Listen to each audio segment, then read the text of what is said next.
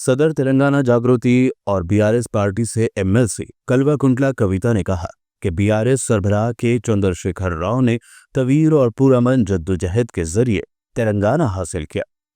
हुसूल तेलंगाना के बाद नई रियासत को सरसब्ज व शादाब बनाने के लिए दिन रात मेहनत की। आज ये तरक्याती काम इस बात का सबूत है कि कविता ने अपने दौरे बांसवाड़ा के मौके पर मंजीरा नदी पर तामीर करदा चिंतला नागाराम चेक डैम का मुशाहदा किया। इस मौके पर कविता ने कहा कि शदीद तरीन गर्मी के बावजूद इस चेक डैम में पानी की वाफिर मकदार में मौजूदगी के चंद्रशेखर राव की किसानों के तई संजीदा कोशिशों को जाहिर करती है। उन्होंने कहा कि बांसवाड़ा हल्के में मंजीरा नदी पर इसी तर्ज के 4 चेक डैम तामीर किए गए हैं, जिनकी वजह से किसानों को बारिश पर इन्हिसार किए बगैर काश्तकारी का मौका मैसर आया है।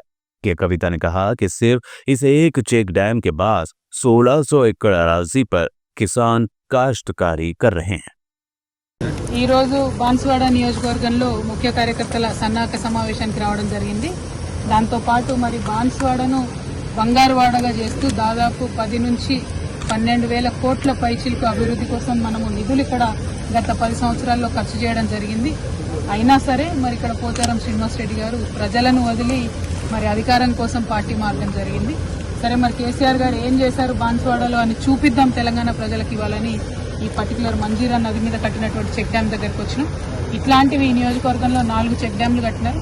దాంతోనే ఒకటి హ్యాండ్ షేక్ చెక్ డ్యామ్స్ లాగా 4 చెక్ డ్యామ్స్ కట్టడంతో ఈ ప్రాంతం అంతా కూడా సస్యశ్యామలం అవ్వడం, ఇక్కడ జల వనరులు, నీటి ఊట, మరి వాటర్ టేబుల్ పెరగడం, దాంతో అద్భుతంగా పంటలు పండడం అనేది మనం చూస్తూ ఉన్నాం।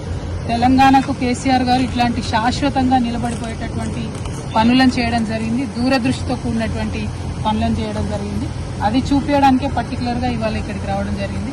చాలా అద్భుతంగా అనిపిస్తుంది। చాలా చోట్ల పంటలు ఎండిపోయి రైతులు బాధపడుతున్నటువంటి పరిస్థితుల్లో కేసీఆర్ గారు ఈ చుట్టుపక్కల ఉండే 1000 ఎకరాల రైతులు ఎవరు కూడా మరి దేవుడి మీద వాన మీద ఆధారపడకుండా కేవలం ఈ చెక్ డ్యామ్ మీద ఆధారపడి వ్యవసాయం చేసేటటువంటి పరిస్థితిని తీసుకొచ్చినందుకు చాలా గర్వంగా ఉంది।